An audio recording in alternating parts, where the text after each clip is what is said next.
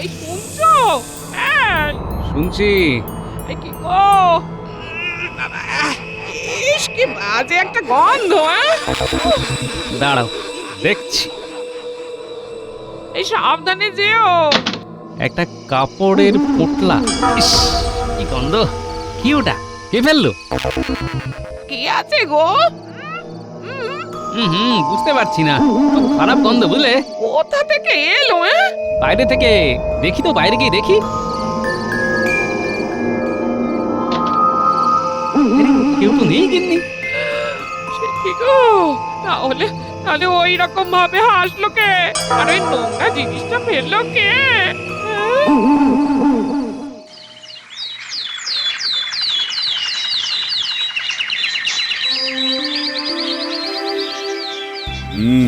কি হলো বলো তো? গোপাল এখনো এলো না কেন? ওর তো নানা রকম কাজকর্ম থাকে, আসলে সবগুলোই অকাজের, তাই কাজের কাজগুলোর সময় গোপাল দেরি করে। ওই তো গোপাল আসছে, কিন্তু গোপালকে এত বিধ্বস্ত দেখাচ্ছে কেন? কি গো গোপাল, কি হয়েছে? তোমার চোখ মুখ দেখে তো মনে হচ্ছে তোমার সারা রাত ঘুম হয়নি। কি করে হবে মহারাজ? মাঝরাতে কে যেন বাড়ির দাওয়ায় নোংরা কাপড়ের পোটলা ফেলে দিল। এ বাবা, ইস, আরে কে করলো? সেটাই যদি জানতে পারতাম মন্ত্রী মশাই, তাহলে তো তার ঘেঁটি ধরে মহারাজের কাছে নিয়ে আসতাম। কাউকে দেখতে পাওনি গোপাল? না পণ্ডিত মশাই, আমি কাউকে দেখিনি, কিন্তু কিন্তু হাসি শুনেছি। দু ধরনের হাসি। তার মানে ভূতের হাসি। রাজ্যতীশী, এই সময় ভূতের হাসি শোনার কি ব্যাখ্যা হতে পারে?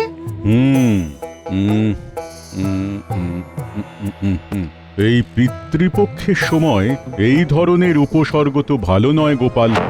এই এই তো এই তো পুঁথিতে লেখা আছে, পিতৃপক্ষে এই রকম ভৌতিক ক্রিয়াকলে বুঝতে হবে পূর্বপুরুষ কুপিত।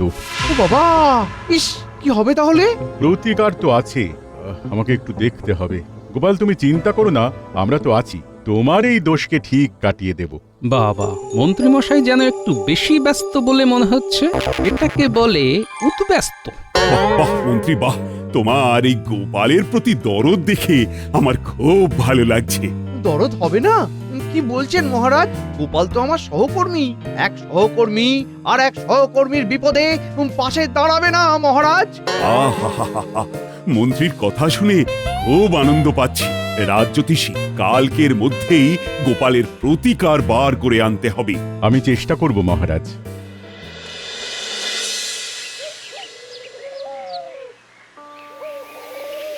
হ্যাঁ, কি বলছো গো?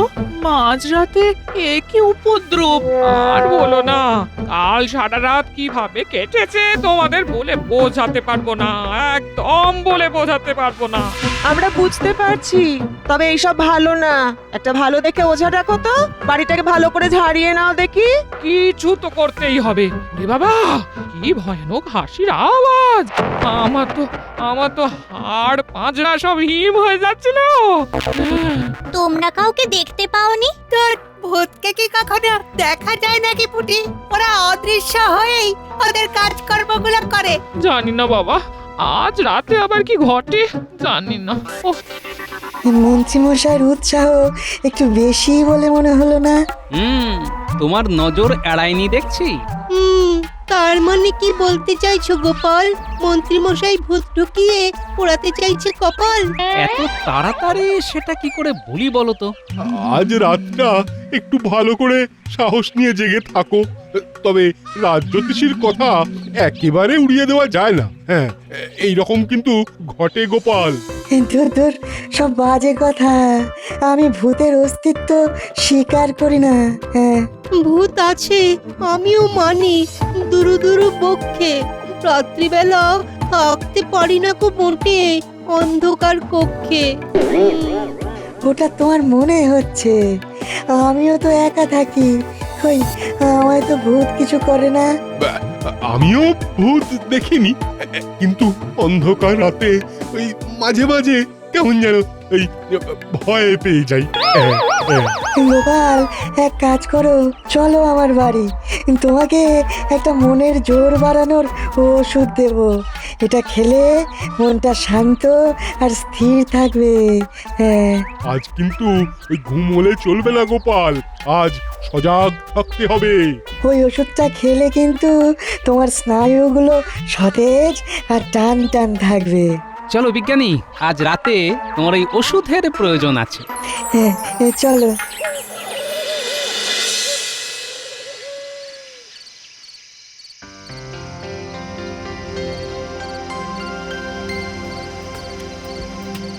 কি শুনছি মহারাজ, গোপালের বাড়িতে কাল কেউ ময়লা ফেলেছিল? কেউ ময়লা ফেলেছিল মানে? এই, তুমি জানো আসল ব্যাপারটা কি? আমি তো সেটাই জানতে চাইছি মহারাজ, বলুন আপনি। গোপালের ওপর গোপালের পূর্বপুরুষ কুপিত, এটা একটা অভিশাপ। এই বিধানটা কে দিলেন? রাজ জ্যোতিষী প্রতিকার কিছু বলেছেন তিনি? কাল জানাবে। তবে বুঝলে রানী, আজ মন্ত্রীর ব্যবহার দেখে মনটা সত্যি খুব ভালো হয়ে গেল। কেন কেন? মন্ত্রী আবার কি করলো? মন্ত্রী গোপালের জন্য খুব চিন্তা করছিল, গোপালের কিসে ভালো হয় তাই নিয়ে কি ভাবনা। আহা, চোখ একেবারে জুড়িয়ে গেল। মন্ত্রীর ওপর আপনার ভরসা থাকতে পারে, কিন্তু আমার মোটেও নেই। তোমরা সব সময় এত নেতিবাচক ভাবনা ভাবো কেন বলো তো? তবে আমি মন্ত্রীর ওপর পূর্ণ বিশ্বাস রাখছি। আমি আশা করব আপনার বিশ্বাস যেন জয়ী হয়, তবে আমার এই বিষয়ে সন্দেহ আছে। না, আজ বোধহয় কিছু ঘটবে না, রাত তো অনেক হলো। না না না না, ঘুমিও না ঘুমিও না, ওরা তো অশরীরী, তো দেখা যায় না গো। হ্যাঁ, ওরা কিন্তু আমাদের দেখতে পাচ্ছে, বুঝলে? আমরা যেই ঘুমাবো সাথে সাথে ওরা ওই নোংরা জিনিসপত্র নিয়ে আক্রমণ করবে। বাবা রে বাবা, কি জ্বালায় পড়লাম। ঠিক আছে, নাও। জেগে আছি। আর কদিন পর মহালয়া, ভালো করে পিতৃপুরুষদের উদ্দেশ্যে জলদান করে এই অভিশাপটা কাটাও গো, কাটাও। কোনো অভিশাপ নয়। আচ্ছা, আমরা কি কোনো খারাপ কাজ করেছি গিন্নি যে আমাদের পূর্বপুরুষ আমাদের উপর রেগে যাবেন? না, কেন তো করিনি। হ্যাঁ, জ্ঞান তো অজ্ঞান তো কোনোভাবেই করিনি গিন্নি। এটা কারো ইচ্ছে করে করা, বুঝলে? তুমি ভাবতেও পারো। হ্যাঁ, তোমার যা মনে আসছে তাই ভাবো, কিন্তু আমি বলছি এটা নিশ্চয়ই তেনাদের কাজ গো। কাল রাত জ্যোতিষী কি প্রতিকার করেন সেটা দেখো না। ঠিক আছে, তুমি একটু ঘুমিয়ে নাও। না না না, আমি ঘুমিয়ে পড়লেই তুমিও ঘুমিয়ে পড়বে গো, আর ঘুমিয়ে পড়লেই তেনারা আবার। না গো না, আমাদের কারো ঘুমোনো আজকে উচিত হবে না। আরে ঠিক আছে, আমরা দুজনেই জেগে থাকবো, হয়েছে?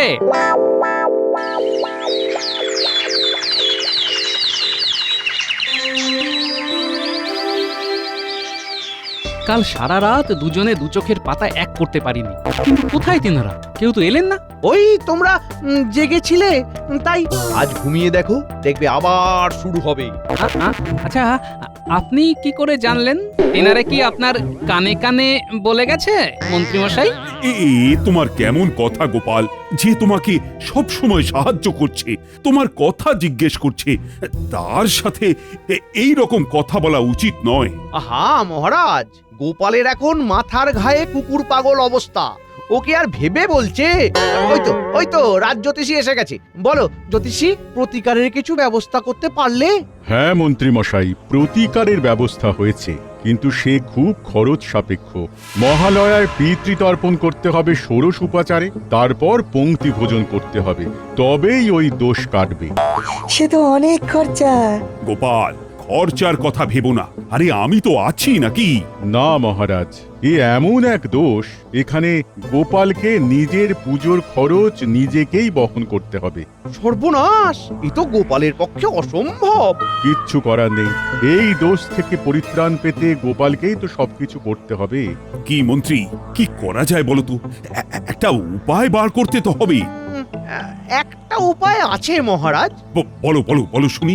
গোপালকে বেতন থেকে অগ্রিম দিয়ে দিন, এরপর ওর বেতন থেকেই প্রতি মাসে কেটে নিন, ব্যাস সমস্যার সমাধান। মহারাজ, আমার সমস্যা নিয়ে আর কাউকে ভাবতে হবে না, আমি নিজেই চেষ্টা করছি। ষোড়শ উপাচার কথাটা মনে থাকে যেন। রাখবো রাজ জ্যোতিষী।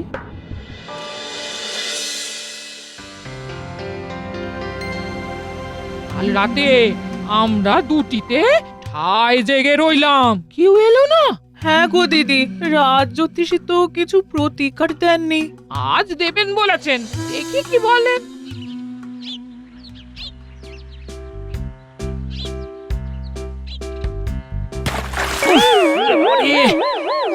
চোখ জ্বলছে, ইস কি গন্ধ!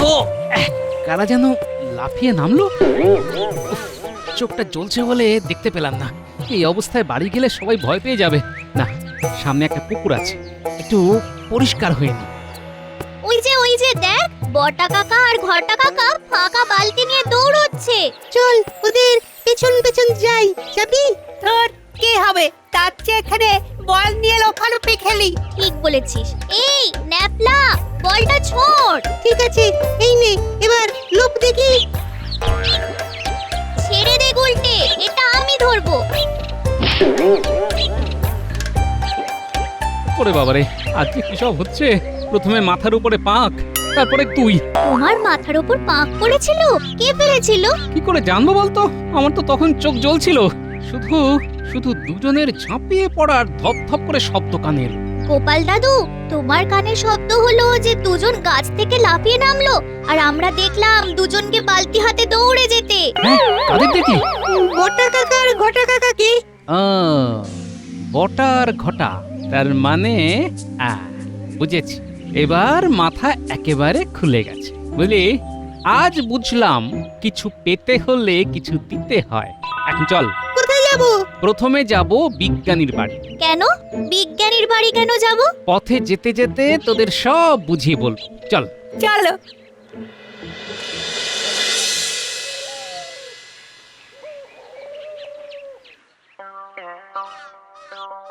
বিজ্ঞানী, বিজ্ঞানী, বিজ্ঞানী, বিজ্ঞানী! গোপাল, এসো এসো এসো, ভেতরে এসো।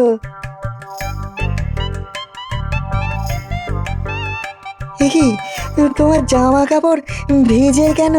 শোনো, দুটো ভূত আমার মাথায় পাক ফেলে দিয়েছে। ভূতগুলোকে কি মানুষের মতো দেখতে? হ্যাঁ, একদম বটা কাকা আর ঘটা কাকার মতো দেখতে। বাহ, তাহলে তো হয়েই গেল, কান তো হাতের কাছেই চলে এসেছে।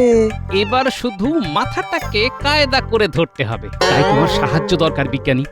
বলো, আমি তোমার কি সাহায্য করতে পারি? আমি তোমার তোমার ওই ওই ওই অদৃশ্য হওয়ার জামাটা নেব। নিশ্চয়ই নেবে, তোমাকে আমার অদেয় কিছুই নেই। ধন্যবাদ বলে তোমাকে আমি আর ছোট করব না। এই বন্ধুত্বে দুঃখিত বা ধন্যবাদ কিছুই বলা যায় না। হ্যাঁ হ্যাঁ।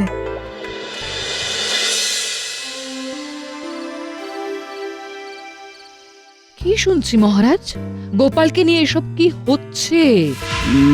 সবই তো ঠিক আছে। রাজ্যতীষী প্রতিকারও জানিয়েছে।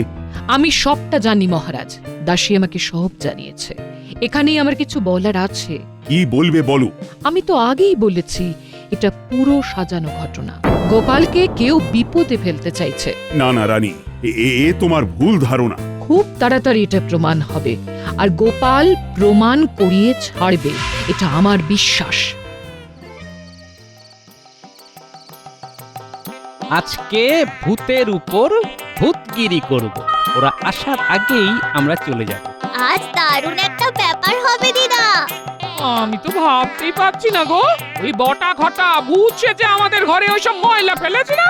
এ বাবা! হ্যাঁ, ওরাই করেছিল। যদিও প্রমাণ নেই, সব প্রমাণ আজই পাবো গিন্নি। আমি হব ভূত আর তোরা হবি ভূতের সহকারী। আমাদের কাজ কি দাদু? হাসবি, প্রাণ খুলে মন খুলে হাসবি। ঠিক আছে গোপাল দাদু। এবার চল, আমি আমি এই বিজ্ঞানীর দেওয়া জামাটা পরে অদৃশ্য হয়ে যাই। ঘটা, বেরোতে হবে, আজ কিন্তু ওরা ঘুমোবে। হ্যাঁ, কাল ওরা সারা রাত জেগেছিল। মন্ত্রীমশাই যখন কথাটা বলছেন তখন কি যে হাসি পাচ্ছিল, কি বলবো। কে কে রে বাবা? ও, জ্বালিয়ে মারলো। ঘটা, দরজাটা খোল, দেখ কে করা নাড়ছে।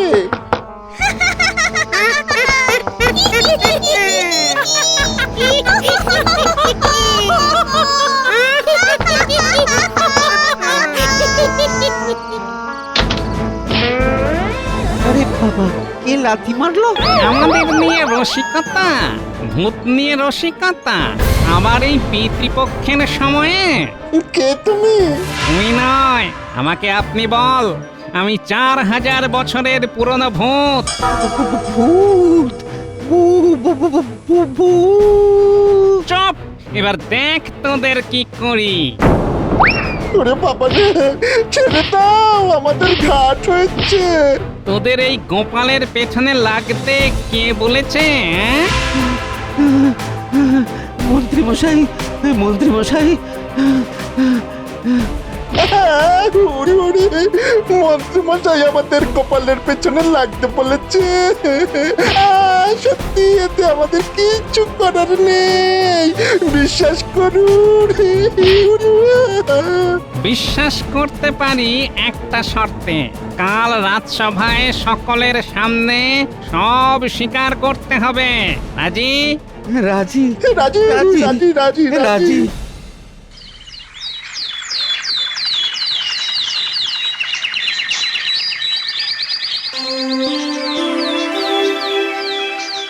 কি গোপাল, কালকে কি আর ভূত ঝামেলা করেছে?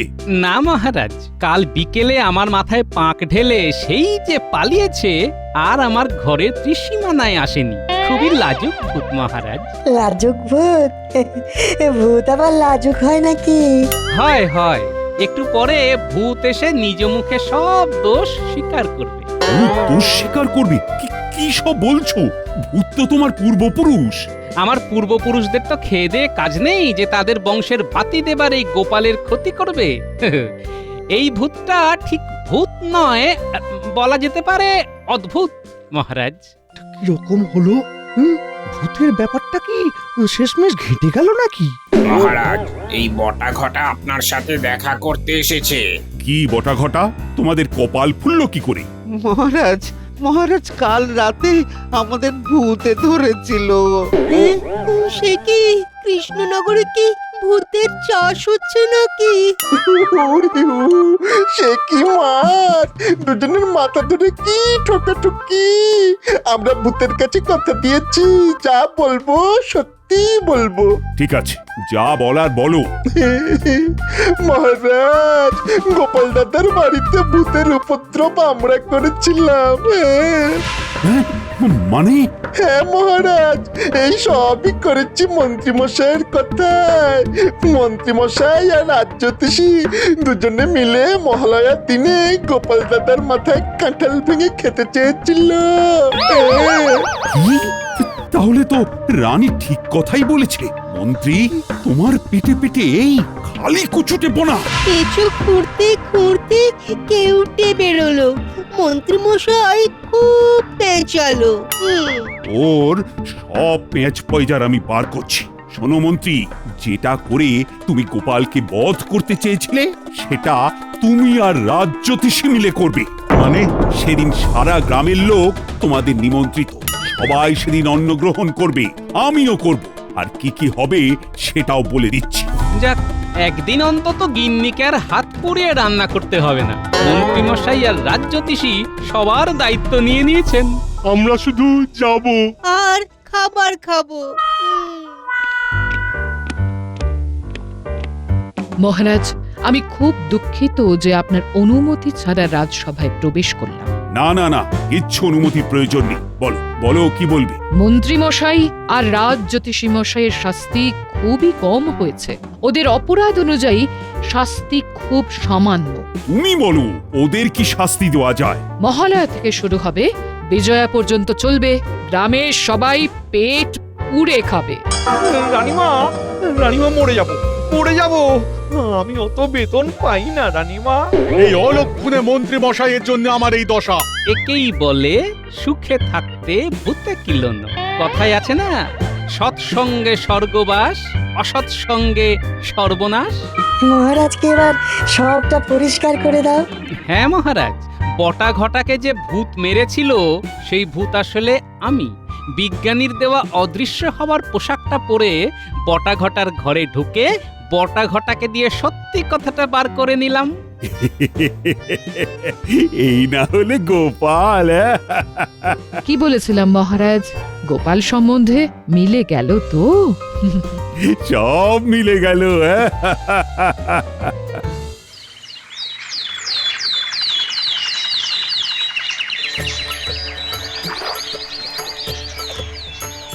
নিন এবার প্রণাম করুন।